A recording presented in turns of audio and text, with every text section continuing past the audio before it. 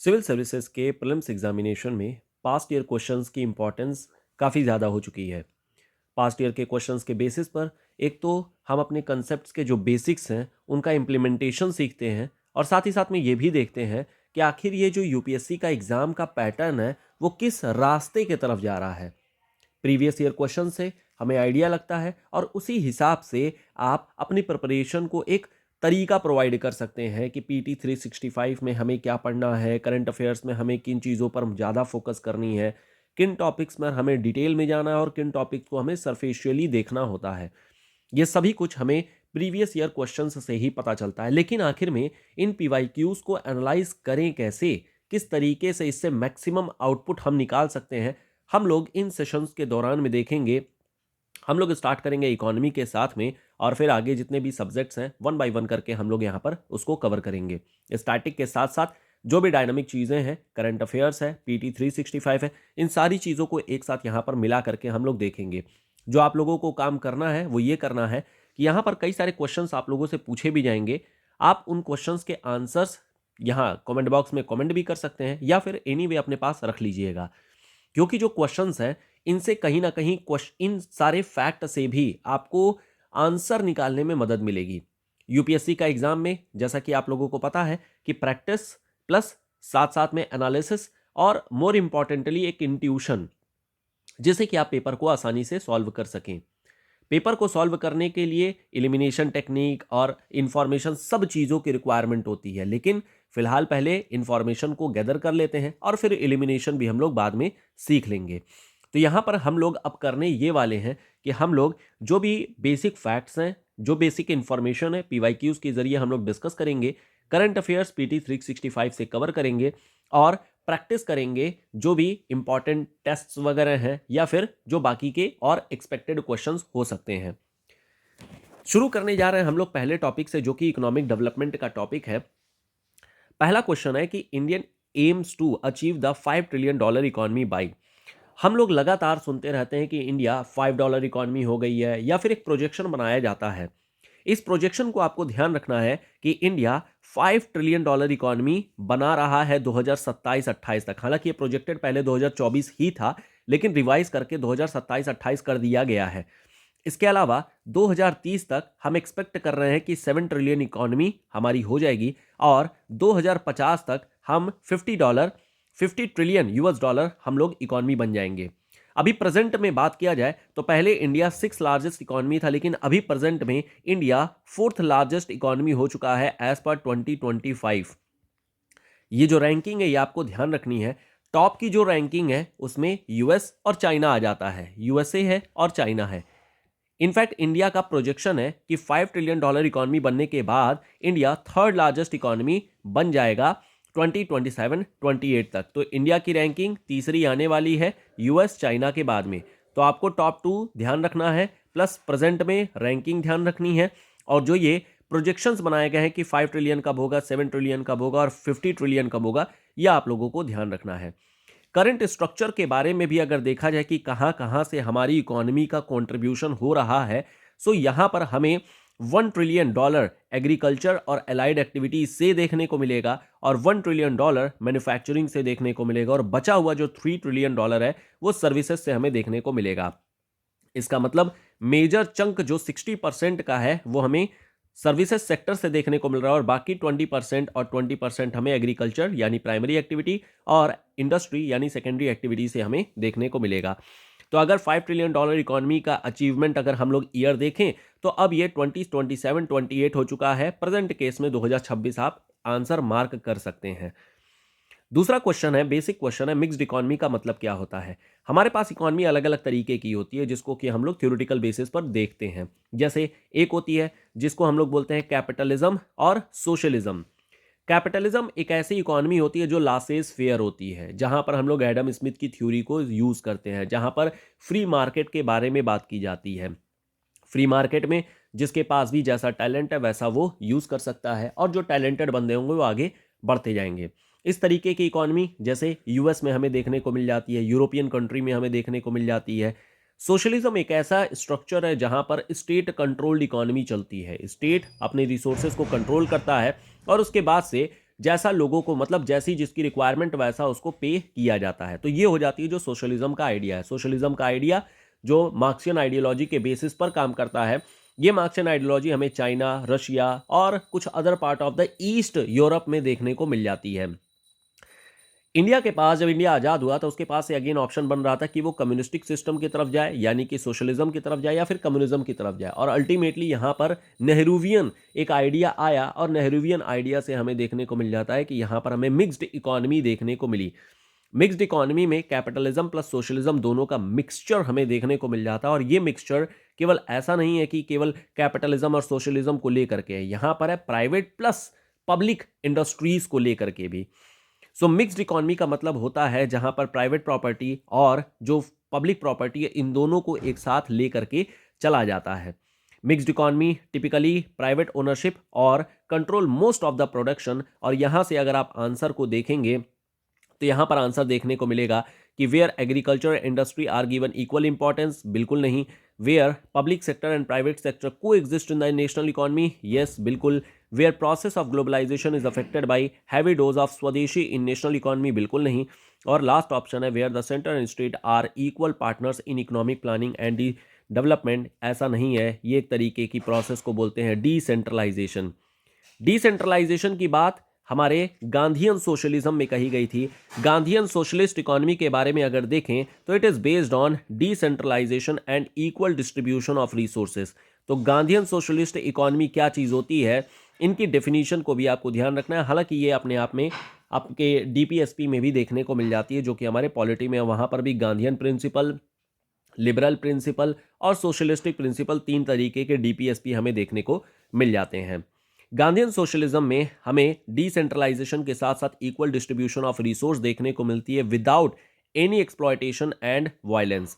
यहां पर फोकस किया गया था सेल्फ एम्प्लॉयमेंट, यानी कि एमएसएमई सेक्टर की ओर में फोकस किया जा रहा है, और साथ ही साथ में सेल्फ रिलायंस की ओर में फोकस किया जा रहा है, that we should cover our economy, हम अपनी इकोनॉमी को कवर करके रखें।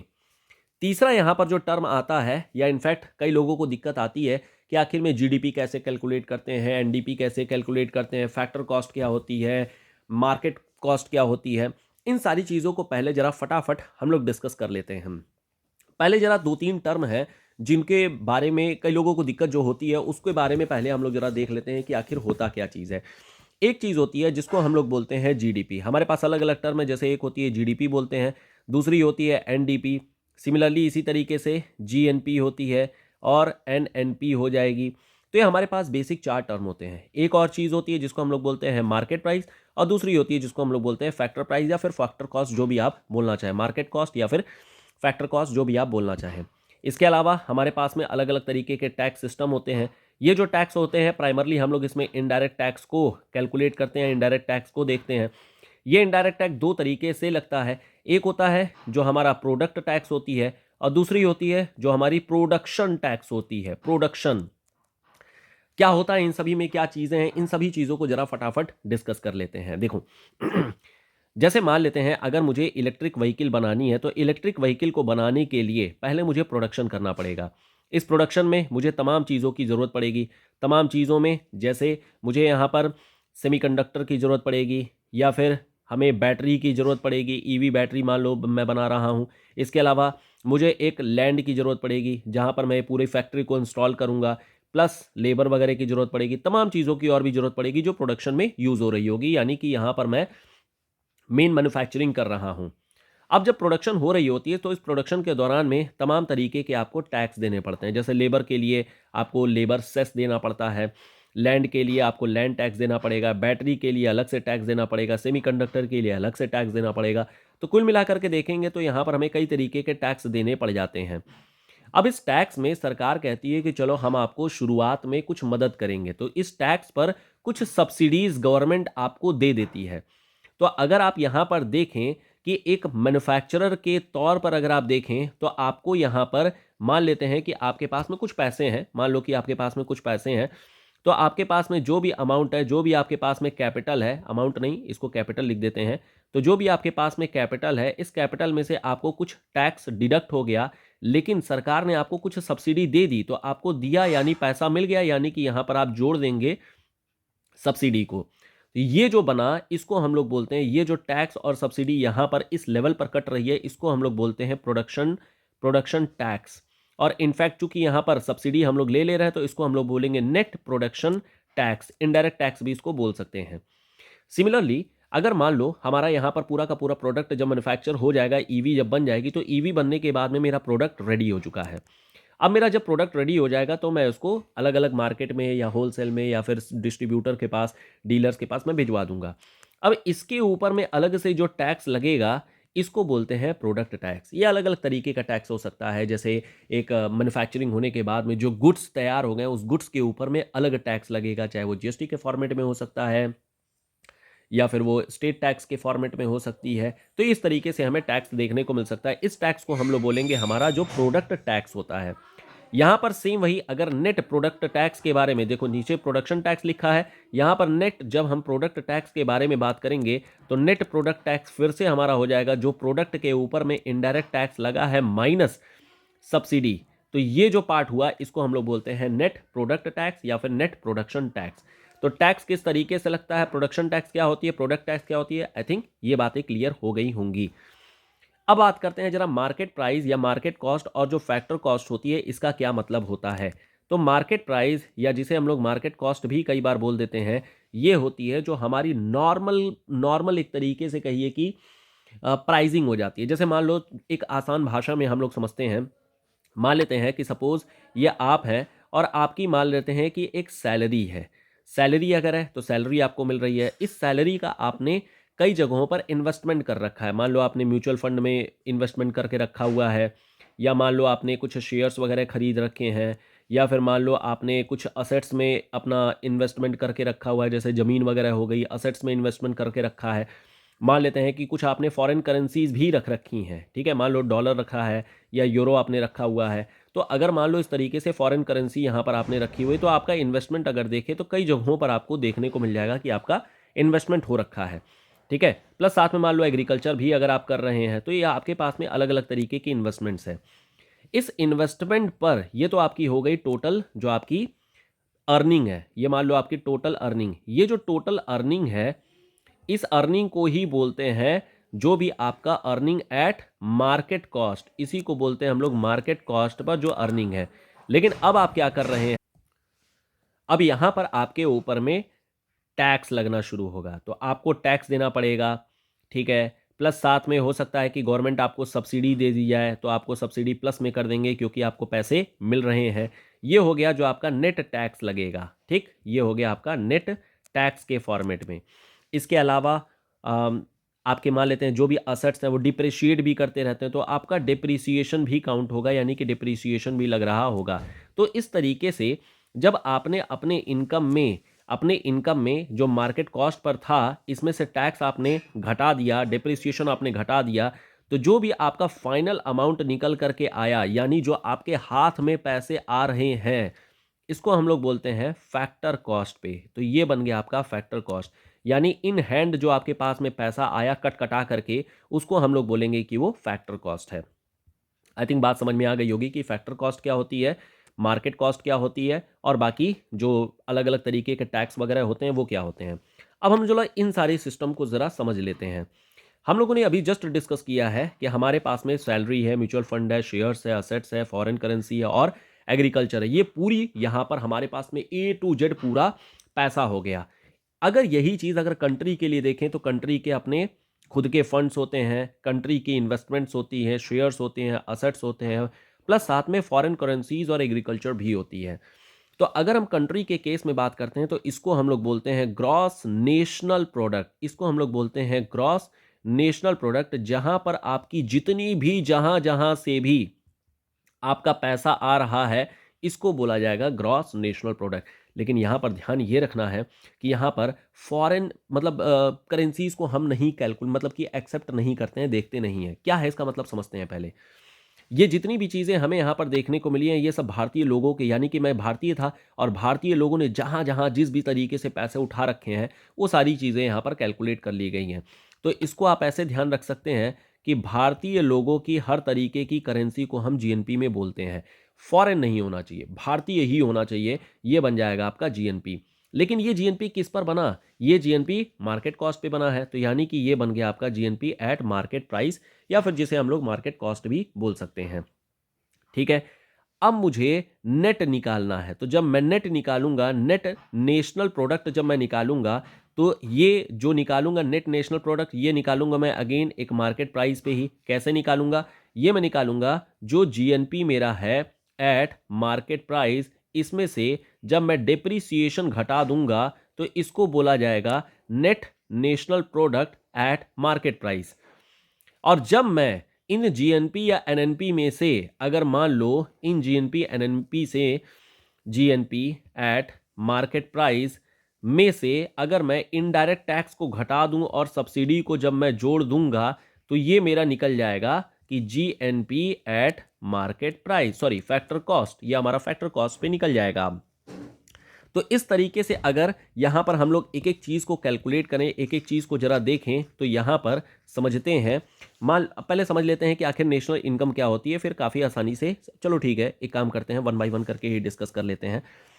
हमारे पास में जीएनपी एट मार्केट प्राइस थी, जिसको कि हम लोगों ने देख लिया।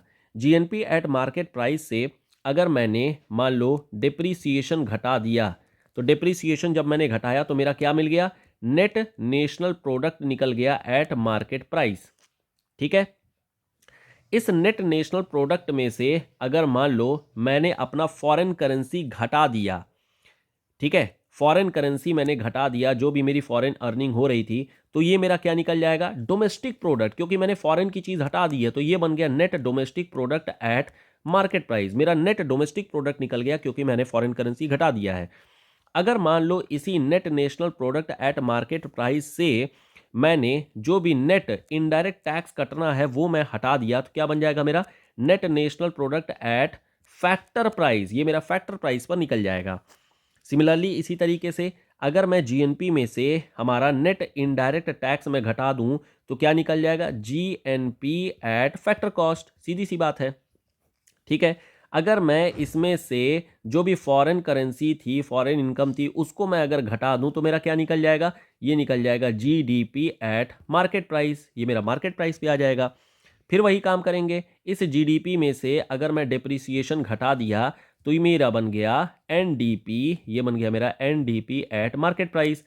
और इसमें से अगर मैं मतलब जितने भी इनडायरेक्ट टैक्सेस वगैरह हैं उनको मैं घटा दिया, तो ये बन गया मेरा, क्या बन जाएगा? ये मेरा बन जाएगा जीडीपी एट फैक्टर कॉस्ट। ठीक है, फिर एनडीपी में से अगर मान लो मैंने जो भी इनडायरेक्ट टैक्स वगैरह सब कुछ है वो कटा गया, तो कितना निकल गया? NDP at factor cost.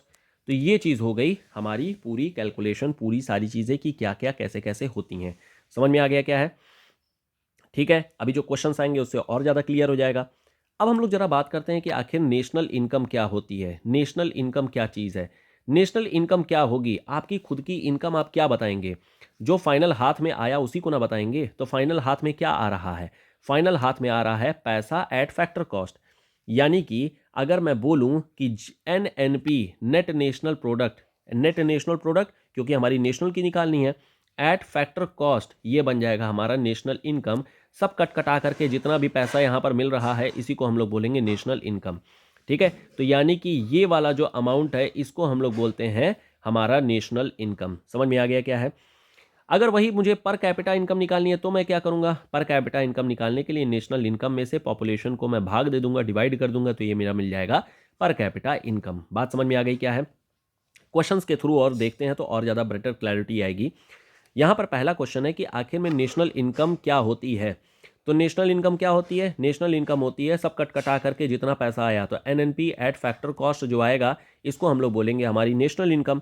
तो बताओ क्या है? Gross national product. यहाँ पर बात की जा रही है कि जीएनपी किस पर? एट मार्केट प्राइस पर।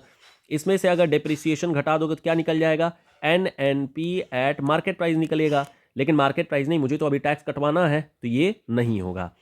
दूसरा है कि जीएनपी एट मार्केट प्राइस, यहां पर मैं लिख दे रहा हूं GNP eight market price minus depreciation, यानी क्या हो गया? ये बन गया आपका एनएनपी एट मार्केट प्राइस। इसमें से बोला जा रहा है कि net factor income from abroad आप घटा दो, तो नेट फैक्टर इनकम अगर अब्रॉड से घटाओगे तब तो डोमेस्टिक वाला मिल जाएगा, यानी क्या मिल जाएगा, NDP एट मार्केट प्राइस मिला, और ये भी हमारा आंसर नहीं होगा, हमें तो NNP एट फैक्टर कॉस्ट चाहिए, तो बी भी नहीं होगा। सी क्या है, GNP at market price minus depreciation, यानी मेरा बन गया ये NNP एट मार्केट प्राइस। फिर आगे बोला जा रहा है कि इसमें से इनडायरेक्ट टैक्स, जो नेट इनडायरेक्ट टैक्स है, हटा दो या फिर सब्सिडी को जोड़ दो, तो ये क्या बन गया, इसमें से मैंने इनडायरेक्ट टैक्स यानी कट कटा गया जितना भी, तो ये बन गया NNP एट फैक्टर कॉस्ट, और यही मेरा आंसर हो जाएगा, यानी कि सी आ जाएगा मेरा मेन आंसर। समझ गए, क्योंकि NNP यानी कट कटा करके जितना भी फाइनल हाथ में बच रहा है, इसी को हम लोग बोलते हैं हमारा नेशनल इनकम, या फिर इसी को आप पर्सनल इनकम भी बोल सकते हैं, आखिर टैक्स वगैरह तो कटवाओगे। लास्ट ऑप्शन क्या है कि GNP at market price minus net factor income from abroad, लेकिन इसमें डिप्रिसिएशन तो घटाना ही पड़ेगा, अदरवाइज हमारा नेट निकलेगा ही नहीं, तो यहां पर आंसर हो जाएगा हमारा सी। बात समझ में आ गई क्या है। दूसरा है यहां पर कि नेशनल इनकम क्या चीज होती है, तो नेशनल इनकम क्या होगी, NNP एट फैक्टर कॉस्ट, सब कट कटा करके जितना भी आता है, इसी को हम लोग बोलते हैं हमारा नेट नेशनल प्रोडक्ट, यानी कि आंसर हो जाएगा इसका बी। फिर है net national product at market price, NNP eight market price क्या होगा, तो यहां पर देखो GNP एट मार्केट प्राइस, ठीक है, मार्केट प्राइस में से नेट इनकम अगर अब्रॉड से घटा दोगे तो क्या वो NNP मार्केट प्राइस पे निकलेगी, नहीं जी, हमारा GNP, हमारा जो GNP है, GNP एट मार्केट प्राइस में से मुझे सिर्फ और सिर्फ डेप्रिसिएशन घटाना है, तब मुझे मिल जाएगा NNP एट मार्केट प्राइस, और यही चीज़ हमें देखनी है।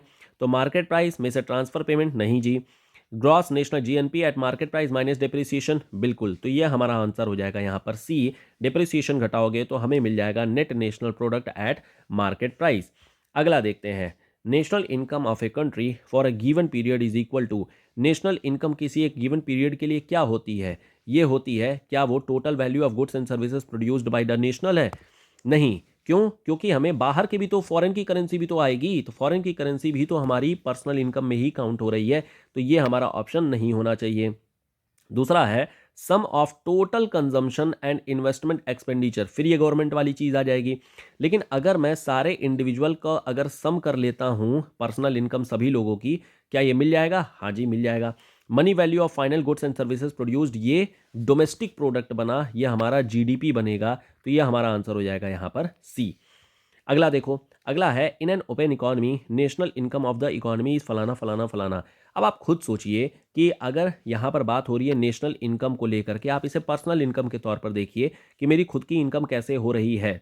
खुद की इनकम को कैसे पता चलेगा, मान लो आपकी खुद की सैलरी थी, सैलरी से आपने क्या क्या किया, आपने यहाँ पर कंजम्पशन, यानी आपने रोटी दाल खाया, तो आपने रोटी दाल खाया, रोटी दाल आपने खाया यानी कंजम्पशन किया, ठीक है। फिर इसके बाद से क्या है, आपने कुछ ना कुछ पैसे म्यूचुअल फंड वगैरह में डाले होंगे, कुछ इन्वेस्टमेंट्स कर रखी होंगी, यानी कि आपका सैलरी से कुछ पैसा इन्वेस्टमेंट में भी चला गया।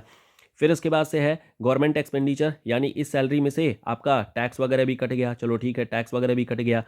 फिर आपका है टोटल जो आपने एक्सपोर्ट इंपोर्ट किया, एक्सपोर्ट इंपोर्ट का मतलब हो गया कि आपने मान लेते हैं कि कोई गुड्स की सेलिंग या परचेज कर लिया, एग्रीकल्चरल लैंड की परचेज वगैरह कर ली, तो टोटल कितना हुआ, टोटल पॉजिटिव कितना हुआ, एक्सपोर्ट माइनस इंपोर्ट जितना हुआ ये टोटल हुआ। अब इन सब को जोड़ देंगे तो बन जाएगा आप क्या क्या, नेशनल इनकम, यानी खुद की सैलरी टोटल बन जाएगी, यानी CIG, फिर इसके बाद से माइनस एक्सपोर्ट माइनस जो इंपोर्ट है, ठीक है। यानी कि यहां पर अगर मैं इसका कैलकुलेशन करूं तो C plus I plus G minus क्या होना चाहिए, सॉरी प्लस होना चाहिए एक्सपोर्ट माइनस इंपोर्ट। अब एक्सपोर्ट कौन सा है, टोटल एक्सपोर्ट X है और इंपोर्ट जो होता है M है, तो ये हो जाना चाहिए X माइनस M, यानी कि आंसर बन जाएगा यहां पर कौन सा, C, जहां पर C plus I plus G plus X minus M ये टोटल हमारे पास में देखने को मिल जा रही है।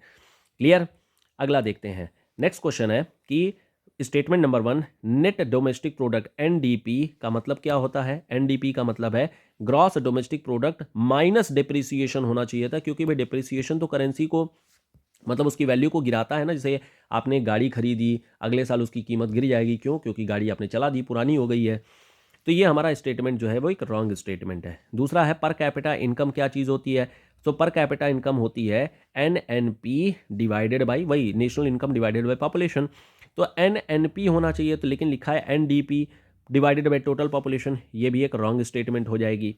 फिर हमारे पास तीसरी है कि net domestic product is the better metric than gross domestic product for comparing the economy of the world.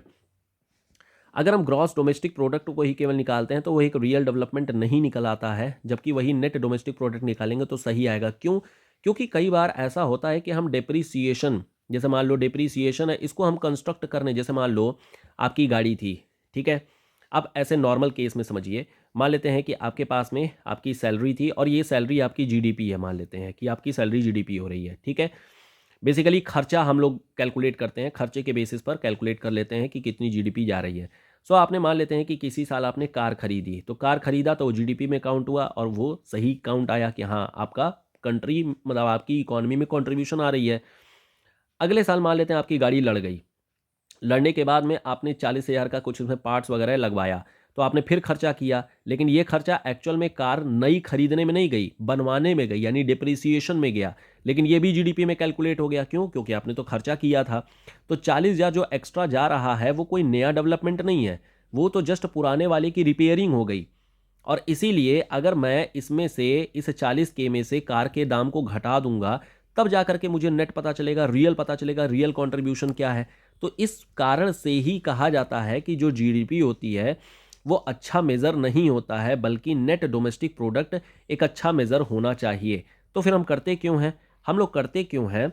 देखो हुआ क्या था, 2015 के दौरान में इंडिया ने कहा कि यार ये जो जीडीपी का कैलकुलेशन है वो सही इकॉनमी नहीं बता रहा है।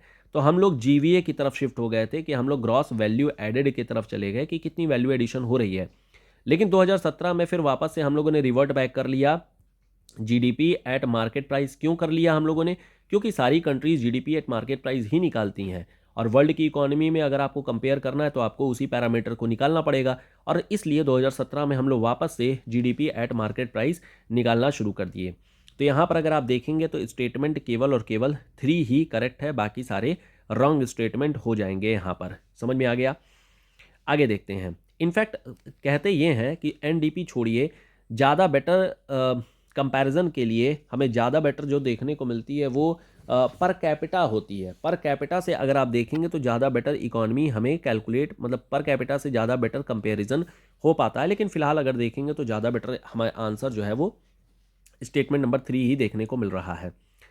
फिर लास्ट नेक्स्ट क्वेश्चन है, one of the problem in calculating national income. National income में प्रॉब्लम क्या आ रही है इंडिया के केस में अगर बात करें? सो इंडिया के केस में एक्चुअली अनऑर्गेनाइज्ड सेक्टर में बहुत ज़्यादा लोग काम करते हैं और ये कंट्रीब्यूशन जीडीपी में नहीं आ पाती है। और इसी वजह से हम लोग अब ज़्यादा फोकस कर रहे हैं फाइनेंशियल इंक्लूजन की तरफ, और इस फाइनेंशियल इंक्लूजन के लिए ही हम लोग आईटीआर लोगों से भरवा रहे हैं। सभी लोगों को बोला जा रहा है कि आप अपना पैन कार्ड बनवा लीजिए, जिससे कि उनकी आइडेंटिफिकेशन हो सके कि किस सेक्टर में वो हैं। प्लस साथ में बहुत सारे इनफॉर्मल सेक्टर जो हैं या नॉन ऑर्गेनाइज्ड जो सेक्टर्स हैं उनको भी अब फॉर्मल सेक्टर, ऑर्गेनाइज्ड सेक्टर में ले आने की बात कही जा रही है। हालांकि फॉर्मल सेक्टर और अनऑर्गेनाइज सेक्टर दोनों अलग चीज, मतलब एक चीज़ नहीं होती है। ऑर्गेनाइज सेक्टर का मतलब होता है जहां पर भी 10 से ज़्यादा लोग अगर काम करते हैं उसको हम ऑर्गेनाइज्ड सेक्टर बोल देते हैं। ये कुछ भी हो सकता है, ये फॉर्मल भी हो सकता है, ये इनफॉर्मल भी हो सकता है। यहाँ पर संख्या के बेसिस पर हम लोग इसको देखते हैं। और वही फॉर्मल और इनफॉर्मल का मतलब होता है, फॉर्मल जो आइडेंटिफाइड होती हैं, जो जहाँ पर पता चल पा रहा है कि कौन काम कर रहा है। इनफॉर्मल का मतलब क्या हो गया? इनफॉर्मल का मतलब जैसे मेहंदी लगाने का काम हो गया, ठीक है, या फिर पापड़ बनाने का काम हो गया, जो छोटे छोटे लेवल पे घरों से काम चल जाते हैं उसको इनफॉर्मल बोलते हैं। या फिर जो डोमेस्टिक हेल्पर्स होते हैं, ठीक है, तो इन लोगों को इनफॉर्मल वर्क में कहा जाता है। लेकिन वही अगर ब्यूटी पार्लर में आप चले जाइए तो वो फॉर्मल काम में चला गया, क्योंकि वहाँ पर उसका अपना एक मतलब जीएसटी नंबर होगा। कुल मिलाकर के वो फाइनेंशियली रिकॉग्नाइज्ड होगी जहाँ पर उसकी दुकान रहेगी। तो ये हम लोगों ने देखा कि आखिर में जीडीपी, जीएनपी और फलाना फलाना ये क्या चीज़ें होती हैं। मेरे ख्याल से बातें सारी क्लियर हो गई होंगी कि क्या क्या चीज़ें होती हैं। आगे अगर देखा जाए, नेक्स्ट हमारे पास है कि consider the following statement about Amartya Sen advice regarding priority for Indian economy. Amartya Sen की जो अपनी आइडिया है, इनको नोबेल प्राइज़ भी मिला था। आप लोगों को कमेंट सेक्शन में बताना है कि अमर्त्य सेन को नोबेल प्राइज़ किस ईयर में मिला है। ये एक इंपॉर्टेंट पार्ट रहेगा, किस ईयर में मिला है, कमेंट सेक्शन में आप लोगों को बताना है। अमर्त्य सेन का जो आइडिया है ये वेलफेयर इकोनॉमी की तरफ था। वेलफेयर इकोनॉमी में यहाँ पर इन्होंने बोला कि planning in India should in future pay more attention to the people than to community. People की तरफ हमें ज़्यादा फोकस करना है, क्योंकि इन्होंने वेलफेयर इकोनॉमी के बारे में अपनी पूरी आइडिया दिया हुआ था।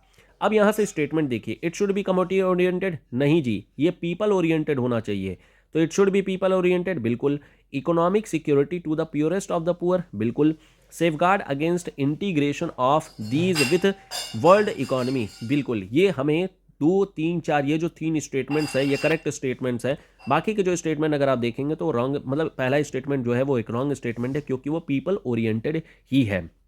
तो ये जो आइडिया है, इस आइडिया को ध्यान रखना है, रिपीट भी हो सकते हैं। देखिए ये सब थीम बेस्ड क्वेश्चन है जो रिपीट होने के चांसेस होते हैं, या फिर स्टेटमेंट में ये अपने मतलब इन फैक्ट की मदद से, इन डिस्कशंस की मदद से आप स्टेटमेंट्स को एलिमिनेट भी कर सकते हैं। आपको स्टेटमेंट चूज करने में काफ़ी आसानी रहेगी।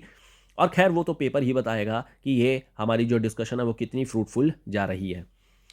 नेक्स्ट क्वेश्चन है कि which of the following is not a method to calculate GDP. GDP के लिए कौन सा मेथड नहीं होता है? जीडीपी के लिए देखिए 3 मेथड होते हैं, प्रोडक्ट मेथड होती है, इनकम मेथड होती है और एक्सपेंडिचर मेथड होती है।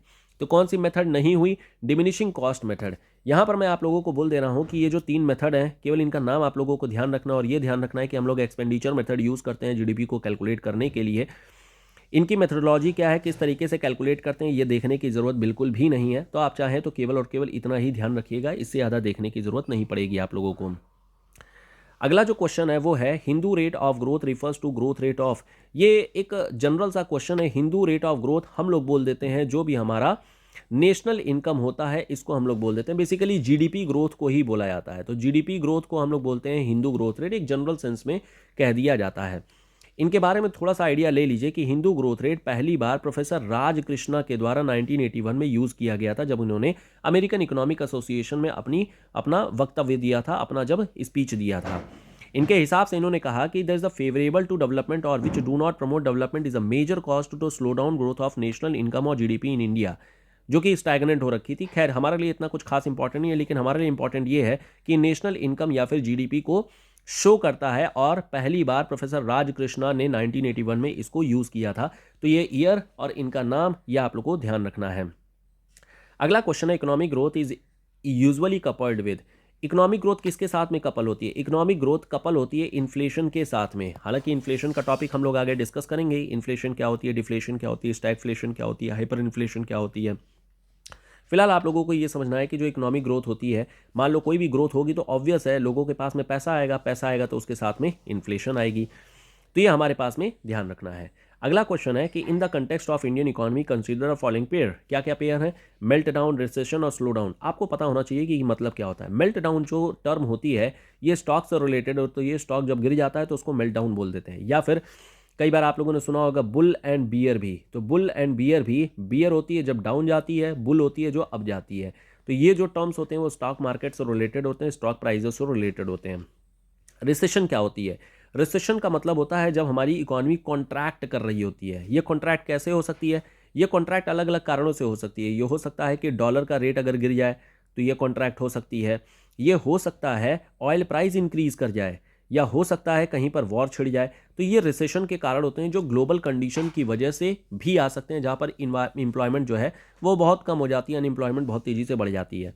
तो क्या ये ग्रोथ रेट में फॉल रेट के कारण से बोला जाता है? नहीं, ग्रोथ रेट में फॉल का केस नहीं होता। यहाँ पर इकोनॉमी श्रिंक कर रही है, इकोनॉमी कॉन्ट्रैक्ट कर रही है, इस वजह से इस टर्म को बोला जाता है हमारा रिसेशन। स्लो डाउन क्या चीज़ होती है? स्लो डाउन का मतलब होता है जहाँ पर जीडीपी ग्रोथ रेट हमारी कम हो जाती है, इसको हम लोग बोलते हैं। तो आंसर नंबर मतलब 2 और 3 ये रॉन्ग स्टेटमेंट होगा, पहला ही केवल और केवल करेक्टली यहाँ पर बोला गया है। खैर हमारा मेन मकसद ये है कि आप इन सारे टर्म्स को, इनके कंसेप्ट्स को, इनके बेसिक आइडियाज़ को समझें कि आखिर में क्या डिफरेंस है, क्या चीज़ें हैं। तो ये ध्यान रखनी है। जैसे रिसेशन, स्लो डाउन, ये काफ़ी इंपॉर्टेंट वर्ड हैं जो नॉर्मली आप लोगों को हमेशा न्यूज़ वगैरह में देखने को मिल ही जाता है, और मेरे ख्याल से कई लोगों को, आप लोगों को पता भी होना चाहिए था।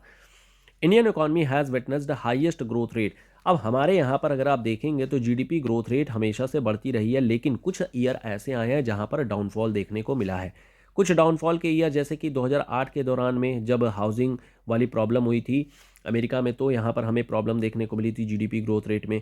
इसके बाद कोविड पीरियड के दौरान में हमारा जीडीपी ग्रोथ रेट में काफ़ी प्रॉब्लम देखने को मिला था। लेकिन इन दो के अलावा कहीं ऐसा कुछ नहीं हुआ है कि जीडीपी में कुछ मतलब एक इस मतलब बड़ी ज़्यादा डिफरेंस देखने को मिले। अप एंड डाउन्स तो हमेशा ही आते रहेंगे, अप एंड डाउन तो हर 5 साल पे आता रहता है, लेकिन जो जीडीपी का एक स्ट्रेटेजिक ग्रोथ या फिर बोल सकते हैं कि जो स्टीपनेस है वो हमें कहीं पर देखने को नहीं मिला था एक्सेप्ट केवल 2008-9 और या फिर कोविड के पीरियड में। इस फैक्ट को आप लोगों को ध्यान रखना है, ये आप लोगों को हेल्प करेगा जब भी आंसर करना रहेगा। अभी इनफैक्ट एक क्वेश्चन भी हम लोग करेंगे, वहाँ से आइडिया लग जाएगा। एक बात और ध्यान रखनी है कि इंडियन इकोनॉमी की जो हाईएस्ट ग्रोथ रेट हमें देखने को मिली थी वो 2006-7 के दौरान में देखने को मिली थी। सेम इसी तरीके से एक और क्वेश्चन आया हुआ है हमारा, जैसे कि with reference to Indian economy consider the following statement, gross domestic product GDP has increased by 4 times in the last 10 year. आप खुद सोचिए कि हम लोग अभी $5 ट्रिलियन इकोनॉमी पे हैं, क्या वो 4 गुना बढ़ चुकी होगी 10 साल में? नहीं, इतना तेजी से कोई भी हमारी जीडीपी नहीं बढ़ती है। और इनफैक्ट अगर हम लोग देखें तो 2050 तक जा करके हम लोग $50 इकॉनमी बनाने का, $50 ट्रिलियन इकॉनमी बनाने की बात कर रहे हैं, और वो भी अगले 25 साल में हम लोग इसको प्रोजेक्ट कर रहे हैं, तब जा करके 10 टाइम्स हो रहा है। तो ये चीज़ पहला स्टेटमेंट जो एक रॉन्ग स्टेटमेंट है। नॉर्मली देखिए इस तरीके का जब भी आपको कैलकुलेशन देखने को मिले, आप हमेशा अपने जीडीपी के वैल्यूज़ को ध्यान रखिएगा। जीडीपी की वैल्यूज़ हम लोगों ने ऑलरेडी डिस्कस कर रखी हैं, तो उसको ध्यान रखना, उससे आपका आइडिया लग जाएगा कि कितने फोल्ड, कितने टाइम से हमें इंक्रीज देखने को मिल रहा है। अभी प्रेजेंट केस में अगर बात करें तो हमारी इकॉनमी जो कैलकुलेट की जा रही है वो लगभग 4.3 ट्रिलियन डॉलर इकॉनमी हम लोग कैलकुलेट कर रखे हैं कि हमारी इतनी डॉलर की इकॉनमी हो गई है। दूसरा स्टेटमेंट है the percentage share of public sector in the GDP has declined in the last 10 year. ये तो करेक्ट स्टेटमेंट होगा, क्योंकि देखिए पब्लिक सेक्टर का अब कंट्रीब्यूशन धीरे धीरे गिरते आ रहा है। आप इस तरीके से भी देखते सकते हैं कि लगातार डिसइन्वेस्टमेंट्स किए जा रहे हैं।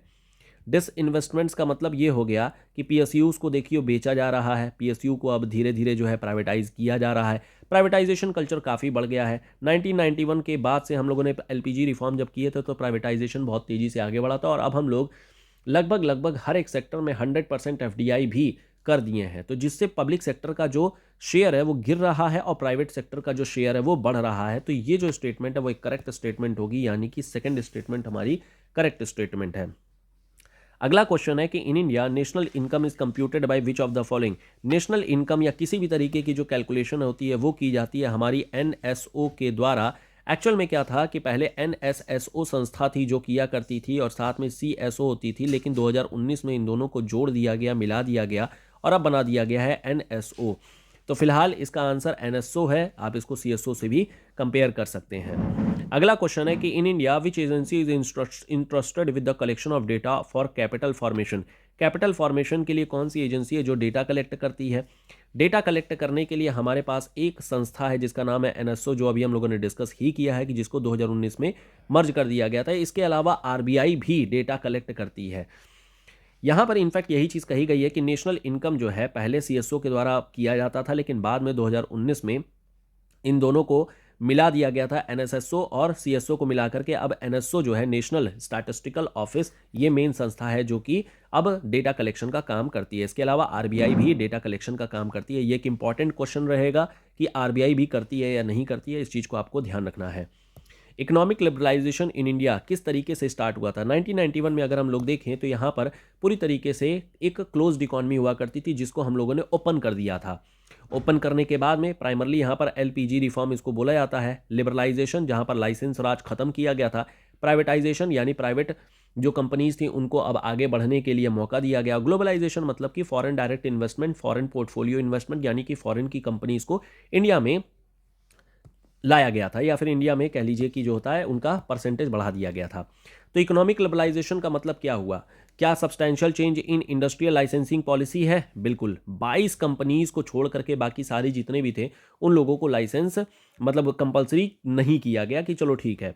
कन्वर्टिबिलिटी ऑफ इंडियन रुपी हो गई। कन्वर्टिबिलिटी ऑफ इंडियन रुपी का मतलब ये हो गया कि जहां पर इंडियन रुपीस को कन्वर्ट किया जा सकता था दूसरी करेंसीज में, जैसे डॉलर। दो तरीके की कन्वर्टिबिलिटी होती है, पार्शियल कन्वर्टिबिलिटी और फुल कन्वर्टिबिलिटी। ये हम लोग एक्सटर्नल सेक्टर वाले टॉपिक में ज़्यादा बेटर तरीके से डिस्कस करेंगे। लेकिन फिलहाल लिबरलाइजेशन का मतलब क्या हुआ? लाइसेंसिंग पॉलिसी, मतलब एक तरीके से लाइसेंसिंग जो कंपलसरी लाइसेंसिंग हुआ करती थी, लाइसेंस राज जो हुआ करता था, उसको कम कर देना। फॉरेन डायरेक्ट इन्वेस्टमेंट का मतलब हो गया ग्लोबलाइजेशन। और significant reduction in tax rate, ये तो खैर कोई मतलब ही नहीं है, तो बेकार की चीज़ है। तो यहाँ पर आंसर हो जाएगा आपका substantial change in the industrial licensing policy. अगला क्वेश्चन इसमें आ जाता है कि which among the following is not a major factor for economic growth. Economic growth के लिए कौन सा मेजर फैक्टर नहीं है? यहाँ पर देखिए क्या accumulation of capital and reform in technology है, बिल्कुल। कैपिटल में देखिए इन्फ्यूज़ करना बहुत ज़रूरी होता है। अगर इकोनॉमी को आगे बढ़ाना है तो कैपिटल इन्वेस्टमेंट आपको करना पड़ेगा। पॉपुलेशन में चेंज, बिल्कुल। इसके अलावा division in labour in specialised activities, बिल्कुल। लेकिन जो टेक्नोक्रेट और ब्यूरोक्रेट होते हैं ये लीगल वर्क के लिए होते हैं। यहाँ पर इकोनॉमी ग्रोथ के लिए इनका कोई खास मतलब काम नहीं होता है। नेक्स्ट क्वेश्चन है कि the most appropriate measure of countries economy, country के लिए हम लोग सबसे अच्छा क्या कर सकते हैं। देखो, कायदे से तो हम लोगों को एनडीपी लिया जाता है या मतलब एनडीपी ले सकते हैं, लेकिन एनडीपी से ज़्यादा बेटर होती है पर कैपिटा प्रोडक्ट। जब हम पर कैपिटा प्रोडक्ट को देखते हैं तो ज़्यादा बेटर अंडरस्टैंडिंग मिलती है। ये बात हम लोगों ने ऊपर भी क्वेश्चन में डिस्कस किया हुआ है, तो इस चीज़ को जरा ध्यान रखिएगा। The growth rate of per capita income eight current price is higher than per capita income at constant price because the latter takes into account the rate of growth of क्या चीज़ है आखिर। देखो, पर कैपिटा इनकम के बारे में बात करो या फिर जीडीपी के बारे में बात करो, दो तरीके से कैलकुलेट होती है। एक कैलकुलेट होती है एक कांस्टेंट प्राइस पर होती है और दूसरी होती है जो करंट प्राइस पर होती है। जो करंट प्राइस पर होती है ये इन्फ्लेशन को शो करती है और जो करंट प्राइस पर होती है ये रियल डेवलपमेंट या रियल प्रोडक्शन के बारे में बता रही होती है कि रियल प्रोडक्शन क्या चीज़ है। तो कायदे से इसको इसीलिए बोला जाता है कि दिस इज़ रियल जीडीपी, और जो दूसरी होती है इसको बोला जाता है नॉमिनल जीडीपी। नॉमिनल जीडीपी में इन्फ्लेशन भी मतलब काउंट होता है। और अगर मुझे यही जीडीपी डिफ्लेटर इसको बोलते हैं, जीडीपी डिफ्लेटर यानी कि इन्फ्लेशन को अगर देखना है तो मैं क्या करूंगा, नॉमिनल बटे रियल कर दूंगा। मुझे पता चल जाएगा कि कितना रियल में इन्फ्लेशन हमें काउंट में देखने को मिल रहा है। तो इन्फ्लेशन क्या चीज़ होती है, इन्फ्लेशन का मतलब होता है increase in the price level. तो प्राइस लेवल यही चीज़ यहाँ पर पूछी जा रही है कि करंट प्राइस अगर मान लो ज़्यादा है मतलब इन्फ्लेशन, और अगर वही कांस्टेंट प्राइस कम है इसका मतलब इन्फ्लेशन काउंट किया गया है। और इन्फ्लेशन काउंट का मतलब हो गया कि प्राइस लेवल में चेंज आया हुआ है। अगला क्वेश्चन अगर देखते हैं, so given below are two statements. पहला स्टेटमेंट बोला जा रहा है कि दो इंडिया का जो नेशनल इनकम है has gone up several fold since 1947। 1947 से जो इंडिया का नेशनल इनकम है वो काफ़ी ज़्यादा बढ़ गया, और सही बात भी है। And there has been no marked improvement in the per capita income level. लेकिन पर कैपिटा इनकम लेवल पर कोई भी ऐसा हमें इंप्रूवमेंट देखने को नहीं मिला है। ये गलत स्टेटमेंट है, क्योंकि नेशनल इनकम अगर हमें चेंज हो रहा है तो पर कैपिटा इनकम भी चेंज हुई है, हालांकि पॉपुलेशन भी बढ़ी है। Sizeable proportion of the population of India is still living below the poverty line. ये बात करेक्ट स्टेटमेंट है कि अभी भी बीपीएल में कई सारे लोग हैं, लेकिन पहला स्टेटमेंट गलत स्टेटमेंट है, दूसरा स्टेटमेंट एक करेक्ट स्टेटमेंट है। मेरे ख्याल से ये बड़ा ऑब्वियस सा बात था और आराम से इस चीज़ को आप समझ सकते होंगे। अगला क्वेश्चन है कि which of the following are the main cause of slow rate of growth of per capita income. आखिर में पर कैपिटा इनकम जो है वो इतनी ज़्यादा स्लो ग्रोथ क्यों हो रही है। इसके लिए हम लोगों को फॉर्मूला देखना पड़ेगा। पर कैपिटा इनकम के बारे में हम लोगों ने देखा था कि जो नेशनल इनकम है डिवाइडेड बाई जो पॉपुलेशन है। नेशनल इनकम भी हम लोगों ने कैसे बताया था, ये हो गया net national product eight factor cost. यानी इसमें क्या क्या हो रही है, इसमें टैक्सेस कट रहे हैं, डेप्रिसिएशन कट रहा है और पॉपुलेशन है। तो क्या क्या चीज़ें हो सकती हैं। अब हम लोग जरा देखते हैं कि स्लो क्यों हो रहा है। या तो पॉपुलेशन काफ़ी ज़्यादा हो रही होगी, इस वजह से स्लो ग्रोथ है, या फिर जो एनएनपी है ये उतना तेज़ी से बढ़ नहीं पा रहा होगा। क्यों बढ़ नहीं पा रहा है, क्योंकि कैपिटल और आउटपुट और कैपिटल के बीच में रेशियो बहुत ज़्यादा है। यानी कि जो हम लोग कैपिटल लगा रहे हैं, कैपिटल लगाने में चूंकि डेप्रिसिएशन होता है, डेप्रिसिएशन एक बड़ा मैटर रहेगा हमारे एनएनपी को कैलकुलेट करने के लिए, और इससे जो आउटपुट निकल करके आ रहा है, कैपिटल ज़्यादा जा रहा है लेकिन आउटपुट उतना नहीं है, उतना आउटपुट नहीं है, तभी तो स्लो है। तो इस वजह से यहाँ पर बोल देंगे कि हाँ ये हाई वैल्यू अगर रहेगी तो हमारी स्लो रेट ऑफ ग्रोथ रहेगी। तो पहला स्टेटमेंट तो करेक्ट रहेगा। दूसरा है high rate of growth of population, population बढ़नी भी चाहिए, बिल्कुल करेक्ट है। High rate of capital formation, capital को देखो ज़्यादा बना रहे हैं, बिल्कुल करेक्ट है। High level of fiscal deficit, fiscal deficit से कोई खास मतलब नहीं होता, ये तो हमारी निगेटिव चीज़ होती है। लेकिन खैर इसको भी आप कह सकते हैं कि ये भी कहीं ना कहीं पर कैपिटा इनकम में ही जा रही है। जीडीपी को ये मतलब एक तरीके से हैम्पर करती है, बजट को हैम्पर करती है, इकोनॉमी को हैम्पर करती है। तो ये सारे ही स्टेटमेंट्स हमारे करेक्ट स्टेटमेंट है, सबका कंट्रीब्यूशन हमें यहाँ पर देखने को मिल जाता है। लेकिन मेन जो मुद्दा है वो ध्यान रखना है कि क्या क्या हमारे पास में चीज़ें देखने को मिली हैं। नेक्स्ट क्वेश्चन है कि Indian economy can be described as. Indian economy कैसे डिस्क्राइब हम लोग कर सकते हैं। देखो मेन डिस्क्रिप्शन होती है जीडीपी के बेसिस पर।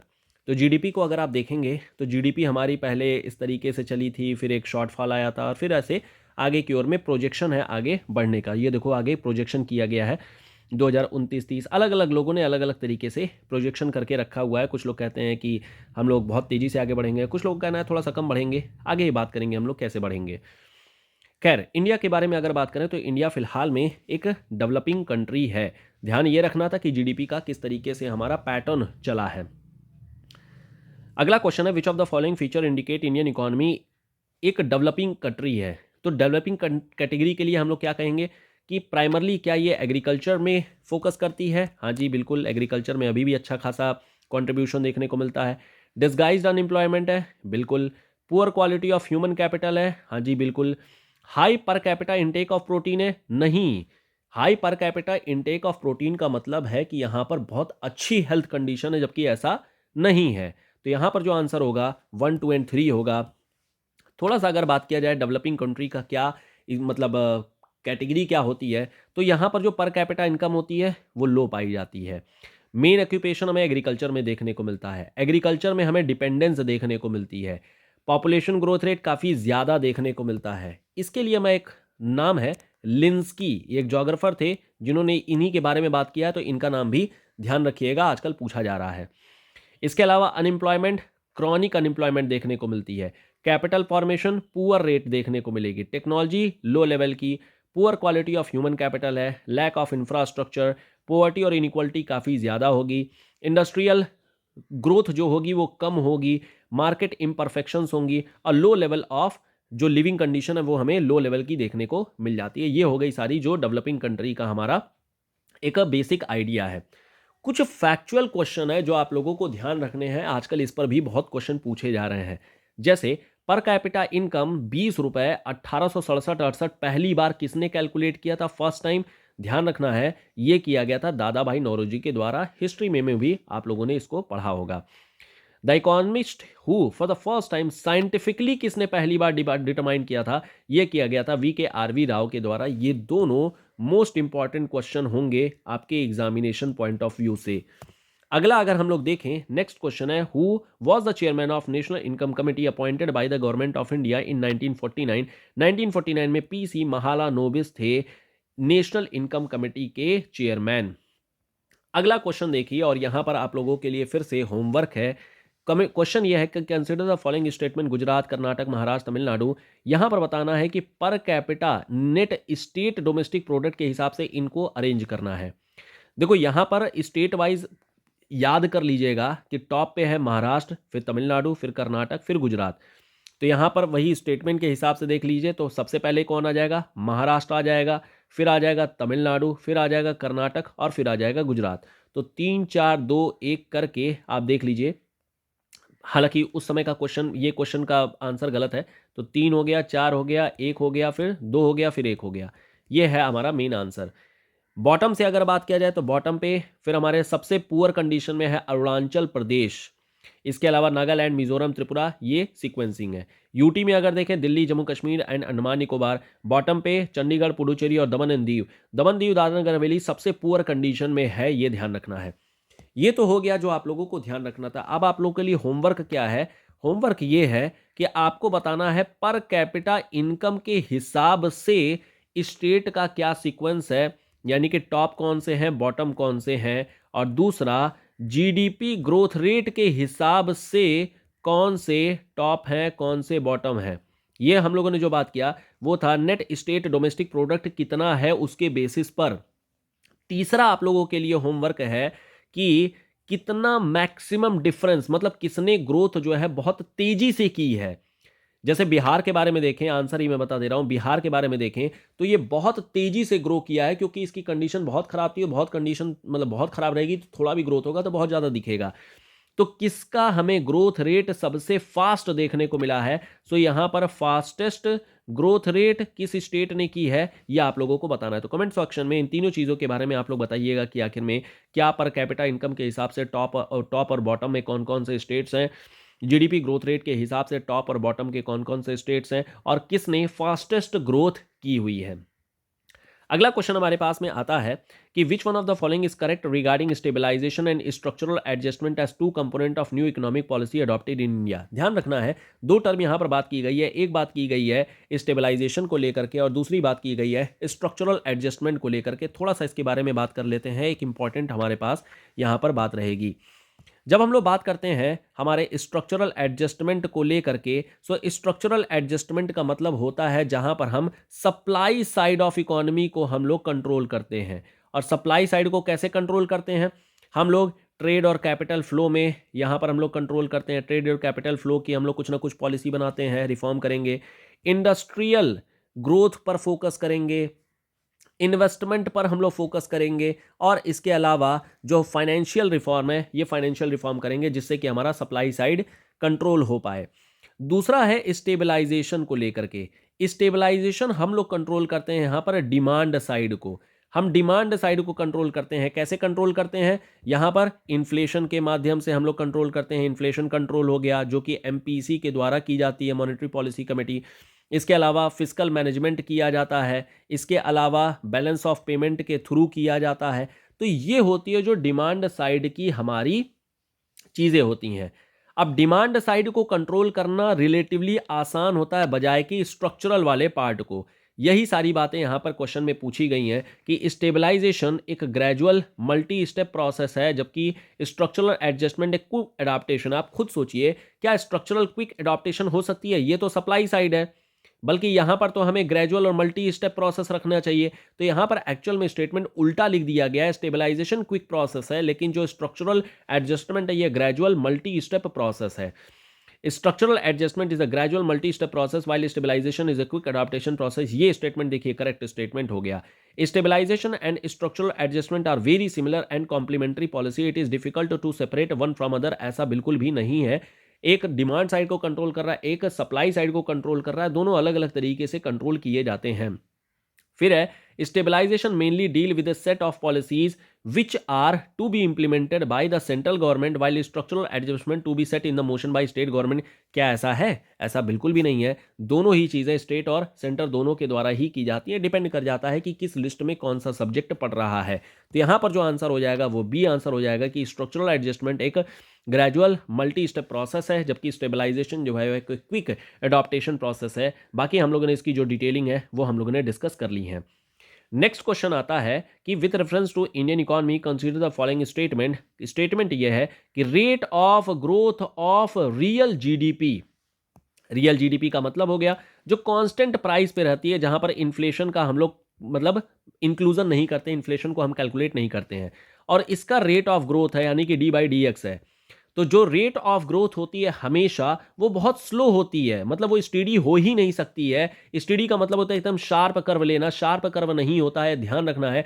रियल जीडीपी भले हो सकती है, और वो भी इन अगर मान लो कि नॉमिनल जीडीपी होती तो एक पल को सोचा भी जाता है कि इन्फ्लेशन हो सकता है हाई किया हो, लेकिन ये रियल पूछा जा रहा है तो रियल तो पॉसिबल ही नहीं है कि इतना ज़्यादा हाई हमें डेवलपमेंट देखने को मिल जाए। तो पहला स्टेटमेंट तो एक रॉन्ग स्टेटमेंट है। हमेशा ये एक स्टीडी नहीं रहेगी, हमेशा एक स्लो रहेगी, हमेशा धीरे रहेगी।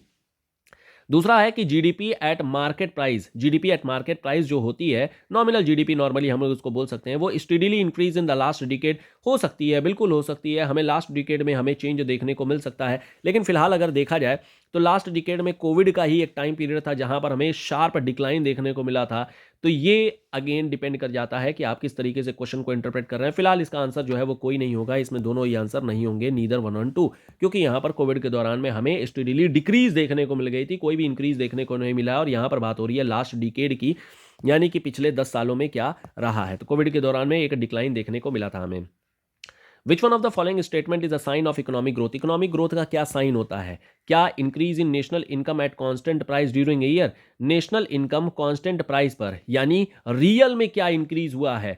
रियल में देखो यहां पर इन्फ्लेशन का मतलब कांस्टेंट बोला गया है, ठीक है, करंट नहीं है, यानी ये एक मतलब साइन ऑफ इकोनॉमिक ग्रोथ हो सकती है क्योंकि यहां पर रियल में जीडीपी बढ़ी है।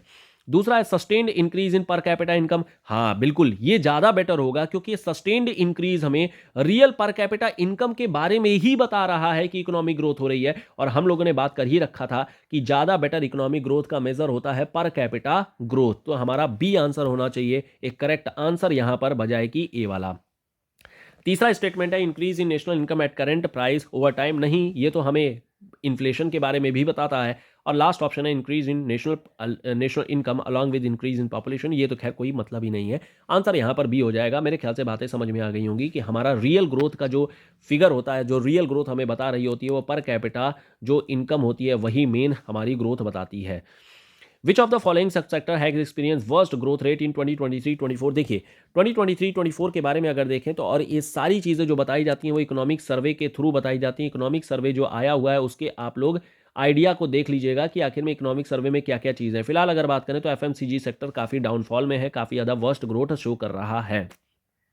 नेक्स्ट क्वेश्चन है despite being a high saving economy capital formation में not result in significant increase in output due to high capital output ratio India में देखने को मिलता है, जिसकी वजह से हमें उतना बेटर अभी रिजल्ट देखने को नहीं मिल रहा है, लेकिन इन फ्यूचर देखने को मिलना चाहिए। अगला है आरबीआई ग्रोथ रेट क्या प्रोजेक्ट कर रहा है। आरबीआई ग्रोथ रेट जो प्रोजेक्ट कर रहा है वो 7.2 के आसपास में प्रोजेक्शन अभी किया गया है। तो आपको ध्यान रखना है कि 7 से 7.5 के बीच में यहाँ पर आंसर हो जाएगा। अब आप लोगों के लिए फिर से होमवर्क ये है कि हमारे पास कई सारी संस्थान होते हैं जो कि जीडीपी ग्रोथ रेट को बताती हैं, जैसे वर्ल्ड बैंक बता रही होती है, एशियन डेवलपमेंट बैंक बता रही होती है अपने एडीआर रिपोर्ट के जरिए, आरबीआई बता रही होती है, कई सारी कंसल्टिंग कंपनी होती हैं वो बता रही होती हैं। लेकिन हमारे लिए मेन इंपॉर्टेंट ये तीन है। तो आप लोग कमेंट सेक्शन में ये बताइएगा कि किसने कितनी ग्रोथ प्रोजेक्ट किया। वर्ल्ड बैंक ने कितना प्रोजेक्ट किया है, एशियन डेवलपमेंट बैंक ने कितना प्रोजेक्ट किया है, और आरबीआई का तो आप लोगों को बता ही दिया गया है 7.2%। हालांकि गवर्नमेंट अपना अलग प्रोजेक्शन भी बताती है, गवर्नमेंट भी बताती है, और आप लोग भी बताइएगा गवर्नमेंट कितना प्रोजेक्ट बता रही है, कितना प्रोजेक्शन बता रही है। तो ये कमेंट सेक्शन में आप लोग बताइएगा। ये देखिए, सर्च करना है, खोजना है, इंपॉर्टेंट है, लेथार्जिक नहीं बैठे रहिए, थोड़ा एक्शन लीजिए। प्रीलिम्स एग्जामिनेशन है, हाथ पांव जब मारेंगे तो ही आपको प्रीलिम्स में सफलता मिलेगी। तो हाथ पांव मारना है, एनर्जी के साथ मारना है, जरूरी है ये चीज। जितना ज्यादा इंफॉर्मेशन आपके पास में रहेगी उतना आसान हो जाएगा आपको प्रीलिम्स का पेपर क्लियर करने के लिए। और जो बातें हम लोग कर रहे हैं ये सब PYQs के बेसिस पर कर रहे हैं, तो जितनी भी बातें हैं वो सब रिलेवेंट हैं। एग्जाम में आप लोगों को समझ में आएगा कि जो डिस्कशन हम लोग कर रहे हैं, जितनी बारीकी से, जितने फंडामेंटल चीज़ों को उठा रहे हैं, ये कितना ज़्यादा इंपॉर्टेंट होगा ये आप लोगों के लिए। अगला क्वेश्चन देखिए, with reference to capital formation, क्या कैपिटल फॉर्मेशन को लेकर के क्या स्टेटमेंट्स हैं कि process of capital formation depend on saving and effectiveness of financial institution. बात सही भी है। पहले ये समझते हैं कि फाइनेंशियल इंस्टीट्यूशंस होते कौन से हैं। फाइनेंशियल इंस्टीट्यूशन का मतलब होता है जैसे LIC हो गई, या जो हमारे बैंक्स वगैरह होते हैं, या हमारी जो मतलब अलग अलग तरीके के इंस्टीट्यूशंस जो हमें देखने को मिल जाते हैं, ये सब होती हैं फाइनेंशियल इंस्टीट्यूशंस। अब हमारी फाइनेंशियल इंस्टीट्यूशंस जब उनकी इफेक्टिवनेस रहेगी, जब उनकी सेविंग रहेगी, तो ही तो वो पैसा अपना कैपिटल में लगा पाएंगे। आरबीआई जैसे है, जब उनके पास में सेविंग रहेगी, इफेक्टिवनेस रहेगी, तभी तो वो गवर्नमेंट बॉन्ड को परचेज कर पाएंगे, यानी कि प्रोसेस ऑफ कैपिटल फॉर्मेशन कर पाएंगे। तो एक करेक्ट स्टेटमेंट है। दूसरा है investment is essential factor of capital formation. ये भी सही बात है कि अगर आपको कोई भी कैपिटल फॉर्मेशन करनी है तो इन्वेस्टमेंट तो करना ही पड़ेगा, तभी जा करके उसकी हो पाएगी। तो यहां पर दोनों ही स्टेटमेंट अपने आप में करेक्ट स्टेटमेंट है। ये कैपिटल फॉर्मेशन की चीज है। कैपिटल फॉर्मेशन आई थिंक आप लोग समझ रहे होंगे, और अगर नहीं समझ पा रहे हैं तो हम लोग आगे फिस्कल डेफिसिट का जब टॉपिक पढ़ेंगे तो वहां पर हम लोग बात करेंगे कैपिटल फॉर्मेशन क्या होती है, रिवेन्यू क्या होती है, अलग अलग तरीके के रिसिप्ट क्या होते हैं। नेक्स्ट क्वेश्चन है the main reason for low growth rate of India. Low growth rate क्यों है? क्योंकि इंडिया में हाई कैपिटल आउटपुट रेशियो है। ये हम लोगों ने कई बार डिस्कस भी कर लिया। Next question, in India rural economy incomes are generally lower than urban. गांव के लोगों की जो इनकम होती है कम होती है अर्बन इनकम से। क्या इसके पीछे कारण है? Large number of farmers are illiterate and know little about scientific agriculture. बात तो सही है। Price of primary products are lower than those of manufactured. ये भी बात सही है। Investment in agriculture has been low when compare to investment in industry. Investment जो एग्रीकल्चर में किया जा रहा है वो कम हो रहा है बजाय कि इंडस्ट्री के। ये भी करेक्ट स्टेटमेंट है। लेकिन आउटपुट मैन्युफैक्चरिंग का उतना नहीं है, लेकिन इन्वेस्टमेंट तो किया ही जा रहा है। तो यहां पर सारे ही स्टेटमेंट अपने आप में करेक्ट स्टेटमेंट होंगे। आज के लिए लास्ट क्वेश्चन क्या है? In the context of share in savings in India last 4 decade which of the following statement is correct? क्या है इसमें से करेक्ट स्टेटमेंट? ये करेक्ट स्टेटमेंट क्या है उससे पहले आप लोग थोड़ा सा यहाँ पर रेलेवेंस देख लीजिए। रिसेंट में अभी आरबीआई ने अपनी एक रिपोर्ट निकाली है जहाँ पर यह बताया गया है कि जो हाउस होल्ड सेविंग है या हाउस होल्ड सेविंग अपने आप में काफ़ी ज़्यादा बढ़ गई है। इनफैक्ट अगर आप लोगों ने बजट को देखा होगा तो बजट में ये चीज़ देखी होगी कि हाउस होल्ड सेविंग अब जो अपनी सेविंग कर रहे हैं वो ज़्यादा से ज़्यादा फाइनेंशियल असेट्स में लगा रहे हैं, जैसे म्यूचुअल फंड हो गया या फिर जो शेयर्स वगैरह होते हैं, इनमें अब लोग ज़्यादा पैसा लगा रहे हैं, सेविंग ज़्यादा कर रहे हैं। सेविंग करने के पीछे कहीं न कहीं कोरोना का एक इनको डर था, कोविड के दौरान में इन लोगों ने सेविंग करना सीखा। आरबीआई ने रिपोर्ट निकाली, आरबीआई ने जब रिपोर्ट निकाली तो सेम चीज़ हमें बजट में भी देखने को मिला। अब ये पता चल रहा है कि देखो मार्केट में मार्केट जो है वो स्लो चल रही है, मार्केट स्टैग्नेंट हो गई है, उतनी ज़्यादा खरीद नहीं हो रही है। क्यों खरीद नहीं हो रही है? क्योंकि हाउस होल्ड जो है वो सेविंग बहुत ज़्यादा करने लग गए हैं इन फॉर्मेट ऑफ म्यूचुअल फंड और फलाना ढिमाका, क्योंकि इनको ज़्यादा बेटर अपॉर्चुनिटीज़ दिख रही है। सरकार ने कहा कि देखो ऐसा है, पहले इस इन्वेस्टमेंट को थोड़ा रिड्यूस करना पड़ेगा। रिड्यूस करने के लिए इन्होंने क्या किया, 12 लाख तक की जो इनकम है उसको इन्होंने टैक्स फ्री कर दिया। अभी देखा होगा आप लोगों ने। इससे हुआ ये कि जो सर्विस क्लास के लोग थे, जो ज़्यादातर अपने पैसे को बचाने के लिए इन्वेस्टमेंट में लगा देते थे, वो अब इन्वेस्टमेंट में नहीं लगाएंगे, क्योंकि उनको ये पता चल गया कि इन्वेस्टमेंट करने की ज़रूरत ही नहीं है, क्योंकि अब तो टैक्स हमारा बच गया है। तो टैक्स बचाने के लिए या फिर टैक्स को जो स्लैब है वो अप कर दिया गया, जिससे अब ये जो सेविंग्स है in a format of mutual fund या जो फाइनेंशियल असेट्स हैं वो कम होंगे और अब मार्केट में पैसा देखने को मिलेगा। और उम्मीद है कि अब आने वाला जो समय आएगा, नेक्स्ट 1 ईयर जो रहेगा, यहाँ पर अब हमें मार्केट में उछाल देखने को मिलेगा, यानी कि मार्केट ट्रांजेक्शन्स होंगी। जो दुकानें हैं, जो बेचारे बैठे हुए हैं, वो शायद उनके यहाँ पर अब ट्रांजेक्शन्स कुछ और बढ़ेंगी। उसके पीछे का बेसिक रीज़न यही है और यही मेन कारण है कि बजट को 12 लाख तक का बढ़ाया गया है। तो ये ध्यान रखना है। फिलहाल रिपोर्ट किसने निकाली है? रिपोर्ट निकाली है आरबीआई ने हाउस होल्ड सेविंग को लेकर के। So household saving in a format of financial asset has increased. यही हमें लास्ट 4 डिकेड में देखने को मिल रहा है सेविंग्स इन इंडिया के नाम पर। ये चीज़ आप लोगों को ध्यान रखनी है। और ये था हमारा आज का पूरा डिस्कशन, जिसमें हम लोगों ने बात किया इकोनॉमिक डेवलपमेंट से रिलेटेड जो भी पीवीएस पीवाईक्यूज हैं और जो भी एक्सपेक्टेड चीज़ें हो सकती थी, जो यहाँ पर आप लोगों को सर्च करने के लिए पूछा गया है, वो सर्च करिएगा, कमेंट बॉक्स में कमेंट करिएगा और हम लोग मिलेंगे अपने नेक्स्ट क्लास में। इस पीडीएफ को डाउनलोड करने के लिए टेलीग्राम चैनल को भी डाउनलोड कर सकते हैं। टेलीग्राम चैनल में आपको जाकर के पीडीएफ मिल जाएगी। चलो फिर नेक्स्ट क्लास में मिलेंगे और फिर आगे के टॉपिक्स को डिस्कस करेंगे। तब तक के लिए प्रिपरेशन करते रहिए और जिस टॉपिक में दिक्कत हो वो टॉपिक भी आप लोग यहाँ पर कमेंट बॉक्स में कमेंट कर सकते हैं, हम लोग उस पर भी बात कर लेंगे।